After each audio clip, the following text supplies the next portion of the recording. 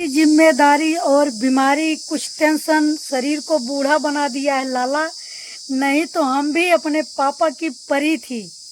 और हम ही नहीं, हर एक औरत अपने पापा की परी होती है और अपने पिया की प्राणों की प्यारी होती है। ऐसी बात नहीं है कि जो लव मैरिज वाले हैं या जिनके पति कमाते हैं ज़्यादा पैसा, उन्हीं की बीवी को सुख मिलता है, उन्हीं का पति प्यार करता है। ऐसी कोई बात नहीं है। जय श्री राम, जय अयोध्या धाम, हर हर महादेव, जय शिव शंभू। आप सब कैसे हो? उम्मीद करती हूँ अच्छे होंगे, स्वस्थ होंगे, मस्त होंगे, अपने अपने कामों में व्यस्त होंगे। आज थोड़ा टेंशन भरी जिंदगी में कुछ आप लोगों के बीच में भी एक ट्रिक लेके आ गई हूँ। ऐसा आप लोग मत कीजिएगा, कभी किसी के बारे में मत सोचिएगा। बात यही है कि हर एक औरत जब वो बच्ची होती है तो अपने पापा की प्यारी और लाडली होती है। क्यों न पापा भिखारी हो या पापा अरबपति हो, लेकिन पापा की परी परी होती है। पापा अपनी बिटिया को सब कुछ देने के लिए, खुश रखने के लिए वो भीख मांग सकते हैं, मजदूरी कर सकते हैं, सड़कों पे बैठकर हाथ फैलाकर किसी का पैर पकड़ सकते हैं, लेकिन उनकी बिटिया खुश रहे। और अगर पति अपनी पत्नी को प्राणों से ज़्यादा प्यार करता है ना, वो कहीं भी जाए, कहीं भी रहे, किसी भी कंडीशन में रहे, लेकिन अगर उसकी पत्नी को तकलीफ है तो बिल्कुल नहीं बर्दाश्त करेगा। ये हम नहीं बोल रही हूँ, ये अपना अनुभव बता रही हूँ। कभी भी किसी भी, चाहे वो अपना हो या पराया हो, छोटा हो बड़ा हो, कोई भी हो, अपनी माँ को छोड़ के, अपने पति और अपने बाप को छोड़ के किसी के दौलत पर कभी भी निगाह मत रखिएगा और कभी भी किसी की कहे चीज़ को मानिएगा नहीं।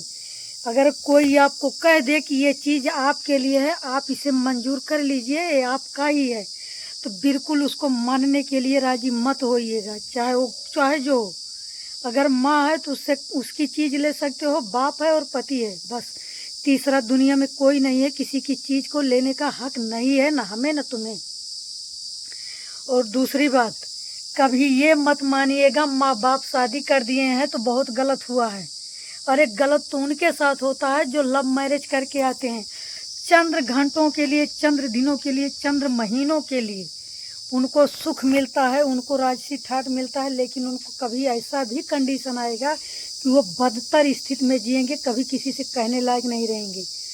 और कुछ लोग ऐसे हैं कि वो सोचते हैं कि जैसे शांति माहौल में रहने वाले लोग, शांत रहने वाले लोग, उनको लोग सोचते हैं कि ये पागल है, इसके पास दिमाग नहीं है, बेबुद्धि है, लेकिन उनकी सोच गलत है। जो कभी शांति मन वाले लोग को गलत सोचते हैं। शांत मन वाले लोग परिवार चलाना जानते हैं, दूसरों का दुख सुख समझते हैं और दूसरों को टेंशन देना नहीं चाहते, इसलिए वो शांत रहते हैं।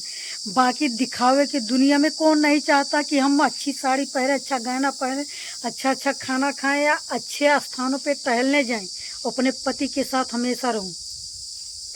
सब पत्नी का यही एक विचार है। सब पत्नियां चाहती हैं कि हमारा पति हमारे सामने हो, हमें बहुत प्यार दुलार करे, हमारे। तो सभी का शौक पूरा होने के लिए सब अपने अपने हिसाब से चलते हैं। जिसका पति थोड़ा कमाएगा वो पत्नी को थोड़े में खुश रखने की कोशिश करेगा, बाप थोड़े में खुश रखने की कोशिश करेगा, और जिसका ज़्यादा कमाएगा वो ज़्यादा रखेगा। लेकिन जब ज़्यादा वाले कभी छोटे में आते हैं, अपार दुख होता है। जो छोटे वाले बड़े में जाते हैं तो बहुत खुशी होते हैं। हमारे साथ ऐसा ही हुआ है। हम बहुत छोटी सी ज़िंदगी से कुछ बड़ी ज़िंदगी में आई हूँ, इसलिए हमें कोई गति गम, कोई टेंशन नहीं है।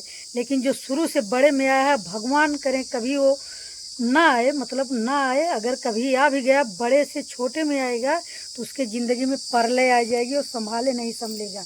इसलिए आप लोग चाहे जो हो, चाहे बड़े बाप की बेटी हो या छोटे, चाहे बड़े पति की रानी हो या छोटे पति की रानी हो, मतलब रानी औरत, हर एक औरत रानी रानी होती है, लेकिन किसी का हिम्मत नहीं है कि वो कोई कटु शब्द किसी गैर को बोल दे बिना अपने चाह के।